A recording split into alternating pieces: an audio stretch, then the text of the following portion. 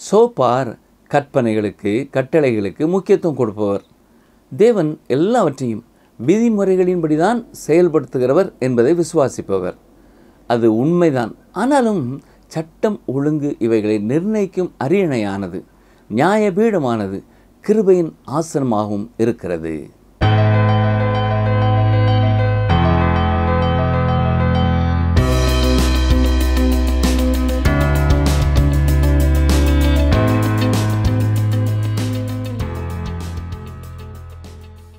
கிறிஸ்துவுக்குள் மிகவும் பிரியமான வேத ஆராய்ச்சி நேயர்களை இயேசு கிறிஸ்துவின் இன்ப நாமத்தினாலே வாழ்த்துகிறோம். கடந்த நிகழ்ச்சியிலே யோபு 18ஆம் அதிகாரம் 1ஆம் வசனம் முதல் 19ஆம் அதிகாரம் 6ஆம் வசனங்கள் வரை கற்றுக்கொண்டோம். அந்த பாடத்திலே எந்த காரியத்திலே மற்றவர்கள் உங்களை குறை சொன்னார்களோ அதே காரியத்திலேயே எல்லாரும் உங்களை புகழும்படியாக தேவன் உங்களை உயர்த்தப் போகிறார் என்றும், யாரை நாம் எந்த காரியத்தினாலே குற்றவாளி என்று தீர்க்கிறோமோ அதே காரியத்தினாலே நாமும் குற்றவாளி என்று தீர்க்கப்படுவோம் என்று சிந்தித்தோம்.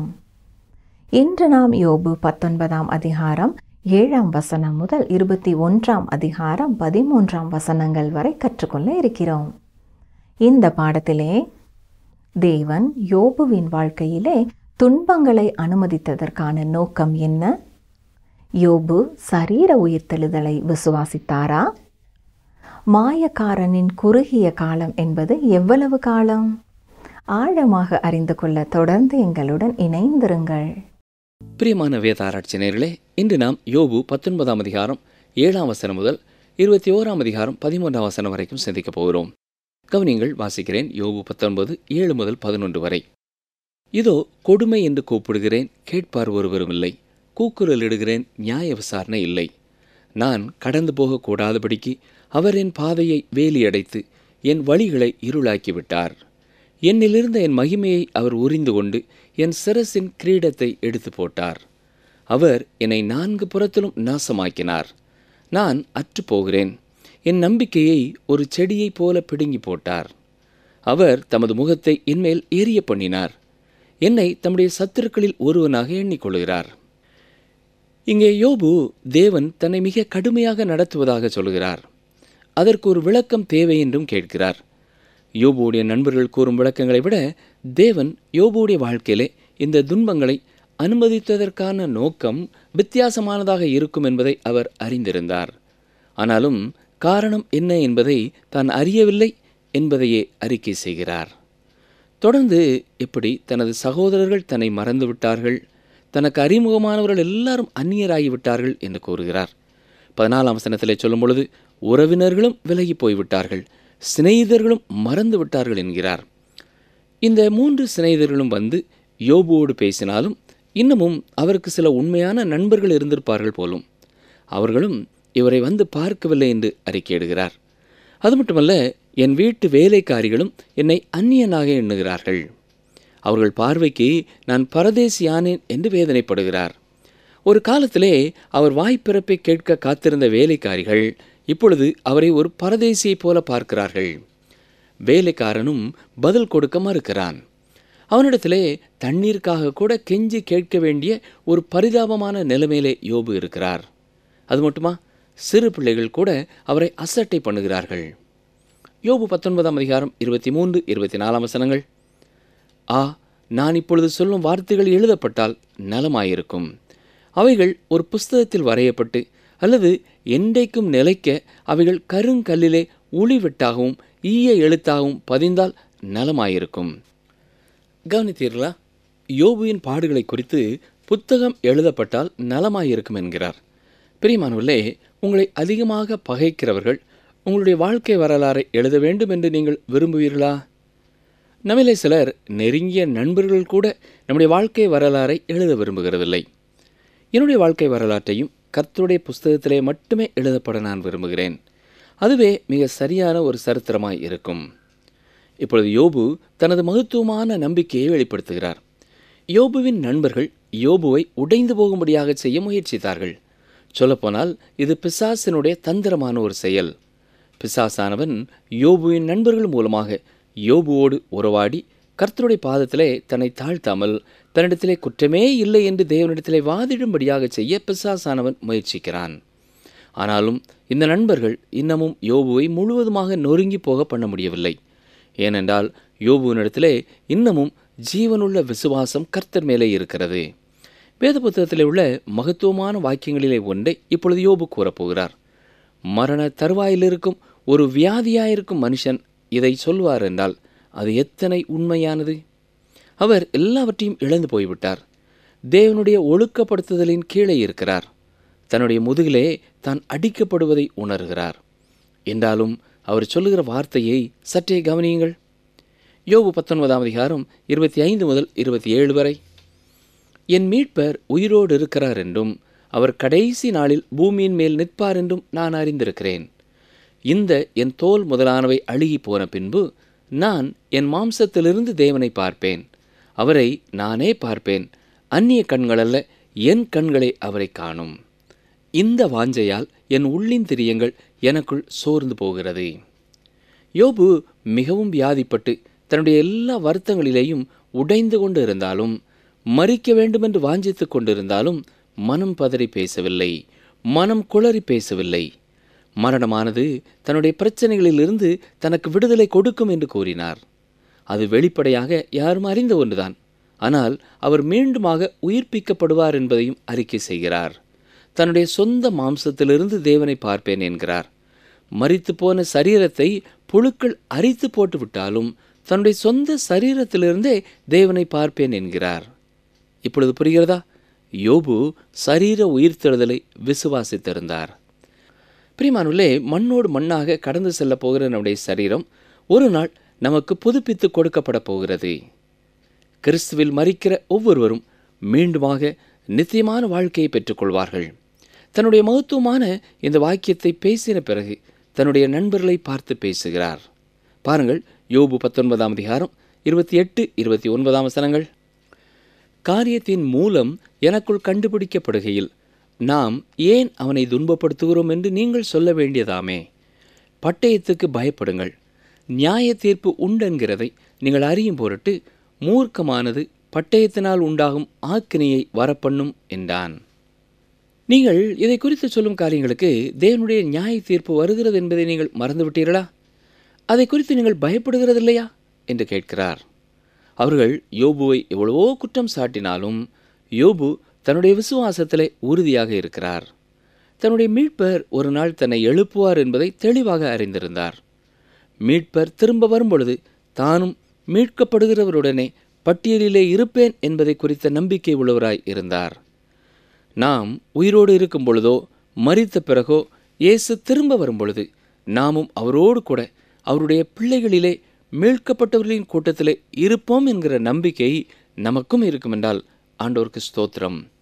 அப்படி இல்லை என்றால் அந்த நிச்சயத்தை பெற்றுக்கொள்ள நீங்கள் அறிந்து கொள்ள வேண்டிய சத்தியங்களை தெளிவாக அறிந்து கொள்ள வேண்டும். யோபு 20ஆம் அதிகாரத்திற்குள்ளே இப்பொழுது நாம் கடந்து செல்ல போகிறோம். இங்கே சோப்பாருடைய 2வது உரை வருகிறது. யோபுவின் நண்பர்களிலே 3ஆவதாக பேசினவர்தான் இந்த சோப்பார். இப்பொழுது நாம் 2வது சுற்று பேச்சிலே இருக்கிறோம். இப்பொழுது 3வது நபரான சோப்பார் பேசுகிறார். இதை தவிர 3வது ஒரு சுற்று பேச்சும் நடைபெறப் போகிறது. அது மற்ற உரைகளை விட சுருக்கமானதாயிருக்கும். ஆனால் அந்த சுற்றிலே சோப்பாருக்கு பேச வாய்ப்பு கிடைக்கவில்லை. சோப்பார் சட்டங்களுக்கு, கற்பனைகளுக்கு முக்கியத்துவம் கொடுக்கிறவர். தேவன் எல்லாவற்றையும் விதிமுறைகளின்படி செயல்படுத்துகிறவர் என்பதை விசுவாசிப்பவர். அது உண்மைதான்.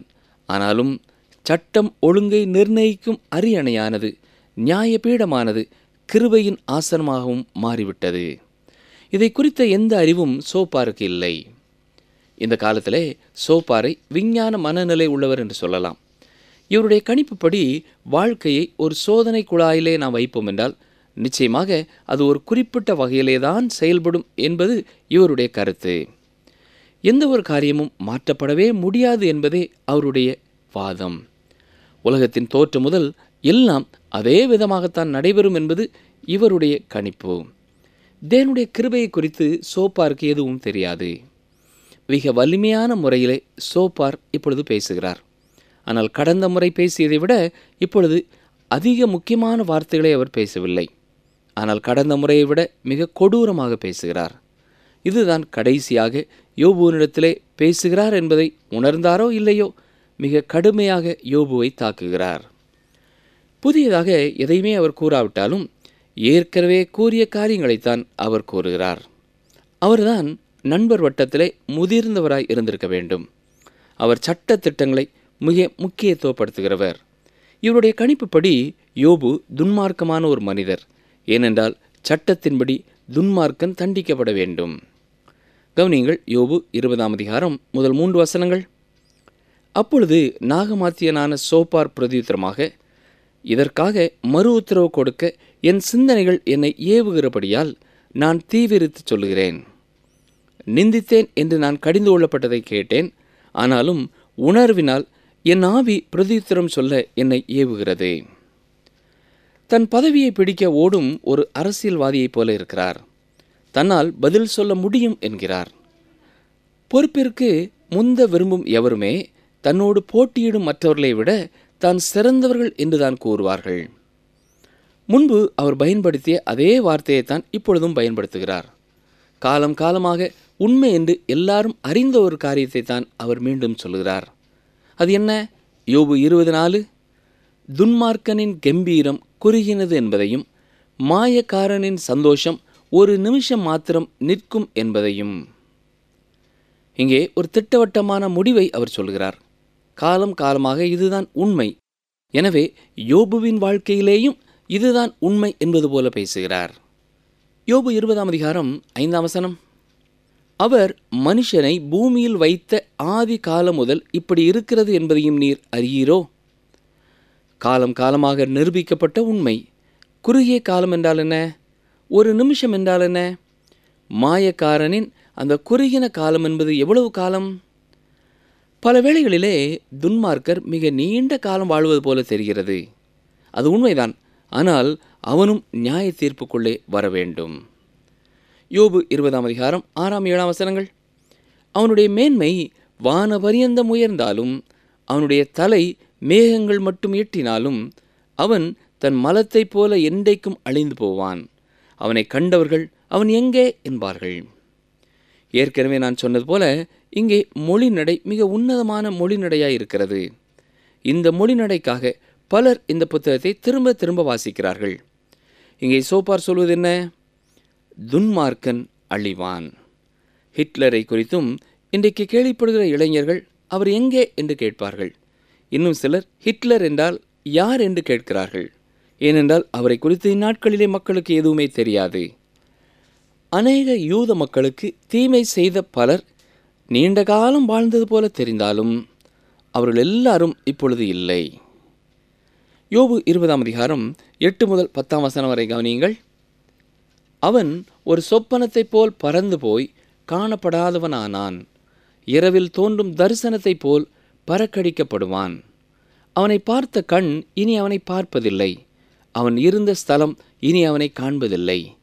அவன் பிள்ளைகள் எளிமையானவர்களின் சகாயத்தை தேடுவார்கள். அவன் பறித்ததை அவன் கைகள் திரும்ப கொடுக்க வேண்டியதாகும். பிரியமானவர்களே, இந்த அண்ட சராசரங்களிலேயும் மனிதனே மிகப்பெரிய ஒரு தோல்வி அடைந்தவன் என்று சொல்லலாம். பாறைகள் எல்லாம் எவ்வளவு பழமையானது என்று சொல்கிறார்கள். சந்திரனிலிருந்து கொண்டு வரப்பட்ட பாறைகளும் மிக மிக பழமையானது என்று சொல்கிறார்கள். மனிதர் அத்தனை நீண்ட காலம் உலகத்திலே இல்லை என்றும் சொல்கிறார்கள். மனிதன் மிக பிந்திய காலகட்டத்திலே தான் பூமிக்கு வந்தவன். மனிதர்களாகிய நமக்கு நித்தியம் ஒன்று இல்லை என்று சொன்னால் தேவனுடைய படைப்பிலேயே மனுக்குலமே மிக பெரிய ஒரு தோல்வியாயிருக்கும். மனிதனுடைய வாழ்நாள் குறுகினது. ஒரு சொப்பனத்தைப் போல அவன் கடந்து போகிறான். பிரசித்தி பெற்ற ஊழியர் ஒருவர் தற்செயலாக தனது உதவி ஊழியரை ரோட்டிலே சந்தித்து, சகோதரனே, நாம் தேவனுடைய பிரசன்னத்திற்குள்ளே ஒரு நாள் கடந்து செல்லும் பொழுது தேவன் நம்மை பார்த்து, இந்த உலகத்திலே நாம் வாழ்ந்த கிறிஸ்தவ வாழ்க்கையெல்லாம் பரலோகத்திற்கு நாம் வந்து சேருவதற்கு அவசியமே இல்லை என்று கூறுவார் என்றால் உங்களுடைய கருத்து என்ன என்று கேட்டார். அதற்கு அந்த உதவி ஊழியர் தனது மூத்த போதகரை பார்த்து, கிறிஸ்தவனாக இந்த உலகத்திலே வாழ்வதெல்லாம் தேவையில்லாதது என்று பரலோகத்திலே ஆண்டவர் சொல்வார் என்றால், ஆண்டவரே, அது உண்மையாகவே பயனுள்ளதாக இருந்தது என்று நான் கூறுவேன் என்று கூறினாராம். பிரியமானவர்களே, இது எவ்வளவு தூரம் உண்மை இல்லையா? கிறிஸ்தவ வாழ்க்கை என்பது இந்த உலகத்திலேயே மிக முக்கியமானது. இந்த உலகத்திற்கு மட்டுமே அது பயனுள்ளதாய் இருக்கிறது என்று நாம் அதை குறித்து அறிந்து கொள்வோம் என்றாலும் அது சற்று நமக்கு சோர்வை உண்டு பண்ணலாம். ஏனென்றால் நாம் நித்தியத்தை வாஞ்சிக்கிறவர்களாய் இருக்கிறோம். தேவன் நம்முடைய இருதயங்களிலே நித்தியத்தை குறித்த நிச்சயத்தை கொடுத்திருக்கிறார். நாம் ஒவ்வொருவரும் ஒரு நித்தியம் இருக்கிறபடினாலே அதற்கு நேராகவே போய்கொண்டிருக்கிறோம். சோப்பார் யோபுவை துன்மார்க்கன் என்று மட்டும் கூறவில்லை, யோபுவை ஒரு மாயக்காரன் என்றும் அழைக்கிறார். சோப்பாருடைய முழு பேச்சுமே துன்மார்க்கனுடைய வீழ்ச்சியை குறித்து விவரிக்கிறது. இந்த உலகத்தில் ஒருவேளை அவன் பிரதானமான இடத்தை பெற்றுக்கொள்ளலாம், ஆனால் சீக்கிரமாக அவன் அழியப் போகிறான் என்பது உறுதி. அதுதான் யோபுவினுடைய வாழ்க்கையிலேயும் நடைபெறப் போகிறது என்பது சோப்பாரின் எண்ணம். யோபு 20ஆம் அதிகாரம் 11ஆம் வசனம், பின்னர் 15ஆம் வசனம், தொடர்ந்து 19 முதல் 21 வரை வாசிக்கிறேன். அவன் எலும்புகள் அவனுடைய வால வயதின் பாவங்களினால் நிறைந்திருந்து அவனோடே கூட மண்ணிலே படுத்துக்கொள்ளும். அவன் விழுங்கின ஆஸ்தியை கக்குவான், தேவன் அதை அவன் வயிற்றிலிருந்து வெளியே தள்ளிவிடுவார். அவன் ஒடுக்கி ஏழைகளை கைவிட்டு தான் கட்டாத வீட்டை பறித்தபடியினாலும் தன் வயிறு திருப்தியற்றிருந்தபடியினாலும் அவன் இச்சித்த காரியங்களில் அவனுக்கு ஒன்றும் இருப்பதில்லை. அவன் போஜனத்தில் ஒன்றும் மீதியாவதில்லை. ஆகையால் அவன் ஆஸ்தி நிலை நிற்பதில்லை. சோப்பாருடைய கூற்றுப்படி துன்மார்க்கமான மனிதன் எரிந்து போகும் எண்ணெயைப் போல இருக்கிறான், மறைந்து போகும் ஒரு தீமையான தரிசனத்தைப் போல இருக்கிறான். அது இனிமையான ஒன்றாக அல்ல, கசப்பான ஒன்றாய் மாறப்போகிறது. அவன் புசிக்கும் உணவைப் போல இருக்கிறது. இருந்தாலும் தேவன் அதையும் வாந்தி பண்ண செய்வார் என்கிறார். யோபு 20ஆம் அதிகாரம் 23ஆம் வசனம், தன் வயிற்றை நிரப்பத்தக்கது இன்னும் அவனுக்கு இருந்தாலும் அவர் அவன் மேல் தமது கோபத்தின் உக்கிரத்தை வரவிட்டு அவன் போஜனம் பண்ணுகையில் அதை அவன் மேல் சொரிய பண்ணுவார். துன்மார்க்கன் இச்சித்த எல்லாவற்றையும் பெற்றுக்கொண்டாலும் அவன் தரித்திரனாவான். அது மட்டுமல்ல, தேவன் தமது கோபத்தையும் அவன் மேல் வரப்பண்ணுவார் என்கிறார். யோபு 20ஆம் அதிகாரம் 26 முதல் 28 வரை வாசிக்கிறேன். அவன் ஒளிக்கும் இடங்களில் காரிருள் அடங்கியிருக்கும், அவியாத அக்கினி அவனை பட்சிக்கும். அவன் கூடாரத்தில் மீதியாயிருக்கிறவன் தீங்கு அனுபவிப்பான். வானங்கள் அவன் அக்கிரமத்தை வெளிப்படுத்தி பூமி அவனுக்கு விரோதமாக எழும்பும். அவன் வீட்டின் சம்பத்து போய்விடும், அவருடைய கோபத்தின் நாளிலே அவைகள் கரைந்து போகும். கவனித்தீர்களா? அவியாத அக்கினி அவனை பட்சிக்கும். அப்படியென்றால் அவனே ஒரு அக்கினியாக எரிந்து கொண்டே இருப்பான். அவனுடைய சொத்து சோகங்கள் எல்லாம் அழிந்து போய்விடும். அவன் தப்பிக்கொள்வதற்கு எந்த ஒரு வாய்ப்பும் இல்லை. இதையெல்லாம் சொல்லிவிட்டு முடிவுரையாக இவ்வாறு சொல்கிறார்: இதுவே தேவனால் துன்மார்க்கனுக்கு கிடைக்கும் பங்கும் அவன் செய்கைக்கு தேவனால் வரும் சுதந்திரமுமாம். அப்படியென்றால் சோப்பார் சொல்வதின் முழு கருத்து என்ன? யோபுவும் துன்மார்க்கமான ஒரு மனிதனைப் போல அப்படியே அழிந்து போவான் என்பது அவர்களுடைய எண்ணம். வேதனையின் மத்தியிலே இருக்கும் யோபுவிற்கு இது இன்னமும் வேதனையை கொடுக்கும் ஒரு காரியம். ஆனாலும் யோபு சோப்பாருக்கு பதில் சொல்ல ஆயத்தமாயிருக்கிறார். தன்னுடைய சார்பிலே யோபு இப்பொழுது பேசப் போகிறார். மிக தெளிவாக வலிமையான வார்த்தைகளினாலே அவர் தன்னை வெளிப்படுத்துகிறார். 21ஆம் அதிகாரத்திலே யோபுவின் 6வது பிரதியுத்தரத்தை நாம் பார்க்கிறோம். இத்தனை நண்பர்களும் மாறி மாறி யோபுவை குற்றவாளி என்று சொல்லிக் கொண்டிருந்தாலும் அவர்கள் எல்லாருக்கும் பதில் சொல்வதற்கு யோபுவிற்கு வார்த்தைகள் இருந்தன. சோப்பாருடைய இந்த கடூரமான வார்த்தைகளுக்கு யோபு பதில் சொல்லாமல் இருந்திருந்தால் நன்றாயிருந்திருக்கும். ஆனாலும் யோபு தான் குற்றமற்றவன் என்பதை கூற விரும்புகிறார். அவர்களுடைய தவறுதலான குற்றச்சாட்டுகளினாலே சோர்ந்து போகிறேன் என்று சொல்கிறார். தன்னுடைய பிரச்சனையை உயர் நீதிமன்றத்திலே வைக்கப் போகிறேன் என்கிறார். துன்மார்க்கன் உண்மையாகவே துன்மார்க்கத்தினாலே அழிவான் என்பதை யோபு ஒத்துக்கொள்கிறார். ஆனால் தன்னுடைய வாழ்க்கையை பொறுத்தமட்டிலேயும் அது உண்மை அல்ல என்று கூற விரும்புகிறார்.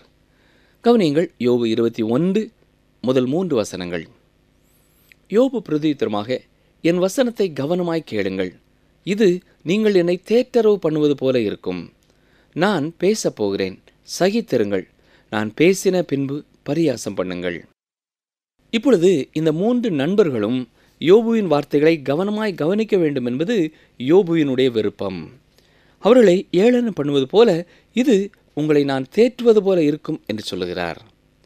நான் மனுஷனை பார்த்தா அங்கலாய்க்கிறேன், அப்படியானாலும் என் ஆவி விசனப்படாதிருக்குமா?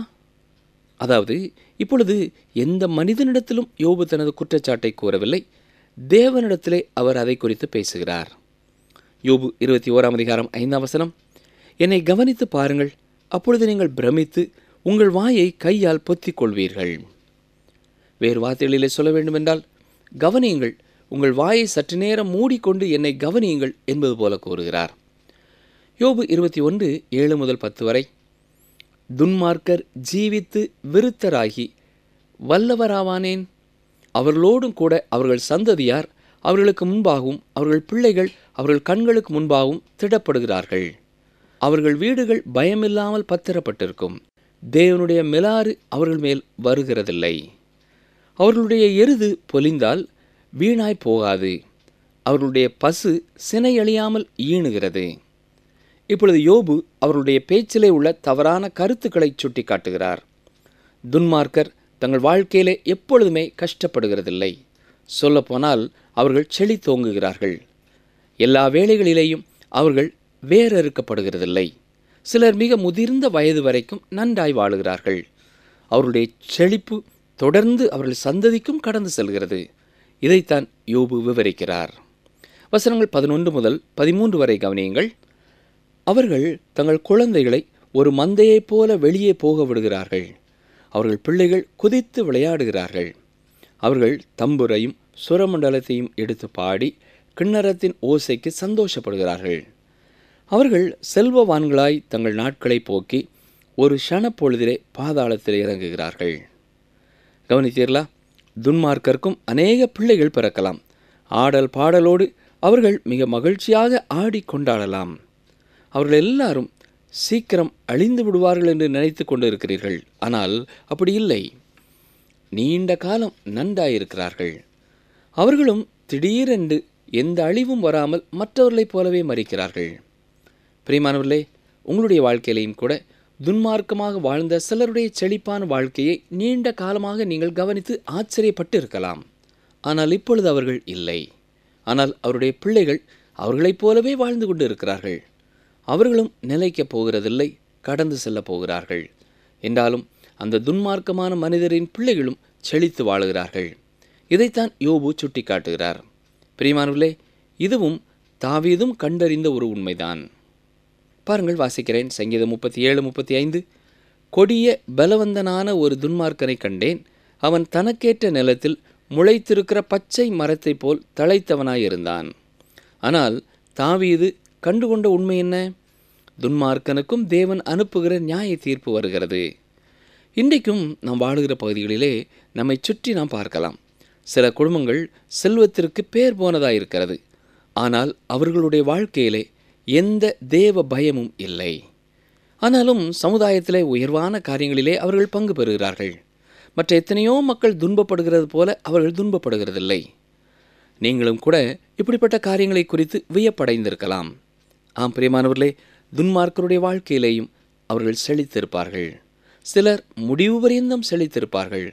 ஆனால் அதை கண்டு கர்த்தருடைய பிள்ளைகள் சோர்ந்து போக வேண்டிய அவசியமில்லை.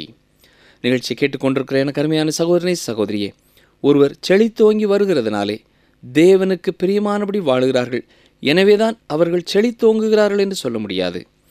வேறு விதமாக சொல்ல வேண்டுமென்றால், தேவனுக்கு பிரியமாக வாழுகிறதுனாலே இந்த உலகத்திலே எல்லா காரியங்களிலேயும் செழிப்பு நமக்கு காணப்படும் என்று தேவன் வாக்கு பண்ணவில்லை. அதுபோலவே துன்மார்க்கமாக வாழுகிறவர்களுக்கு உடனடியாக துன்பங்களும் அழிவுகளும் வருகிறது என்பதை நாம் கூற முடியாது. எல்லாருடைய பின்னணியத்தையும் வாழ்க்கையின் ரகசியங்களையும் தேவன் ஒருவரே அறிந்திருக்கிறார். தன்னுடைய வாழ்க்கையின் குறைவுகளை குறித்து உணர்கிற சிலர் தங்களுடைய வாழ்க்கையிலே வருகிற கஷ்டங்களுக்கெல்லாம் காரணம் தங்களுடைய பாவங்கள் தான் என்று எண்ணிக்கொண்டு இருக்கிறார்கள். அவர்களே தங்களுக்கு அறிமுகமான மற்ற குடும்பங்களிலே உள்ள ஆசீர்வாதங்களை கண்டு அவர்கள் கர்த்தருக்கு பயப்படுகிறதுனாலே தான் இந்த ஆசீர்வாதங்கள் எல்லாம் அவர்களுக்கு கிடைக்கிறது என்றும் எண்ணுகிறார்கள். யாருடைய வாழ்க்கையிலேயும் காலத்திற்கு முன்னதாக நாம் தீர்ப்பு சொல்ல முடியாது. மற்றவர்களை குற்றவாளிகள் என்று தீர்ப்பதற்கும் நமக்கு அதிகாரமில்லை. செழிப்பாயிருக்கிற எல்லாரும் கர்த்தருக்கு பயந்தவர்கள் என்றும் கூற முடியாது. நம்முடைய தனிப்பட்ட வாழ்க்கையிலே நமக்கும் தேவனுக்கும் உள்ள உறவு எப்படிப்பட்டதாக இருக்கிறது என்பதை குறித்து தான் நாம் ஜாக்கிரதை உள்ளவர்களாக இருக்க வேண்டும். தேவன் நம்முடைய வாழ்க்கையிலே எச்சரிக்கிற காரியங்களை குறித்து நாம் கவனம் செலுத்தி செயல்பட வேண்டிய விதமாய் செயல்படுகிறோமா என்பதை சிந்தித்து பார்க்க வேண்டும். இந்த உலகத்திலே செழிப்பாக வாழ்வதற்கும் கஷ்டங்களிலே வாழ்வதற்கும் நித்திய வாழ்க்கையை பெற்றுக்கொள்வதற்கும் எந்த தொடர்பும் இல்லை என்பதை அறிந்தவர்களாக கர்த்தர் நம்மை வைத்திருக்கிற நிலைமைகளிலே அவருக்கு உண்மையுள்ளவர்களாய், நமக்கு கொடுக்கப்பட்டிருக்கிற குடும்பத்திற்கு நாம் உண்மையுள்ளவர்களாய், அவருக்கு பிரியமாய் வாழ அனுதினமும் நம்மை அர்ப்பணிப்போமா? தேவனுடைய அன்பை நம்முடைய வாழ்க்கையிலே, நம்முடைய வார்த்தையிலே மற்றவர்கள் கண்டு தேவனை மகிமைப்படுத்தட்டும். கர்த்தருடைய கிருபை உங்களோடும் உங்கள் குடும்பத்தோடும் தங்கியிருப்பதாக. ஆமேன். அன்பர்களே, இந்த நாளிலும் நாம் கற்றுக்கொண்டது என்ன? பிசாசானவன் யோபுவின் நண்பர்கள் மூலமாக யோபுவோடு உறவாடி யோபு தன்னிடத்தில் குற்றமே இல்லை என்ற தேவனிடத்திலே வாதிடும்படியாக முயற்சிக்கிறான். யோபு மிகவும் வியாதிப்பட்டு உடைந்து கொண்டிருந்தாலும், மரிக்க வேண்டும் என்று வாஞ்சித்து கொண்டிருந்தாலும் மனம் பதறி பேசவில்லை. மரணமானது தன்னுடைய பிரச்சனைகளிலிருந்து தனக்கு விடுதலை கொடுக்கும் என்று நம்பினார். மண்ணோடு மண்ணாக கடந்து செல்ல போகிற நம்முடைய சரீரம் ஒரு நாள் நமக்கு புதுப்பித்து கொடுக்கப்பட போகிறது. கிறிஸ்துவுக்குள் மரிக்கிற ஒவ்வொருவரும் மீண்டுமாக வித்தியாசமான வாழ்க்கையை பெற்றுக்கொள்வார்கள். நம்முடைய தனிப்பட்ட வாழ்க்கையிலே நமக்கும் தேவனுக்கும் உள்ள உறவு எப்படிப்பட்டதாயிருக்கிறது? மீண்டும் அடுத்த நிகழ்ச்சியிலே சந்திப்போம். கர்த்தர் உங்களை ஆசீர்வதிப்பாராக. நீ போன இடமெல்லாம் உன்னோடே இருந்து உன் சத்துருக்களையெல்லாம் உனக்கு முன்பாக நிர்மூலமாக்கி பூமியில் இருக்கிற பெரியோர்களின் நாமத்திற்கு ஒத்த நாமத்தை உனக்கு உண்டாக்கினேன். 1 நாளாகமம் 17:8.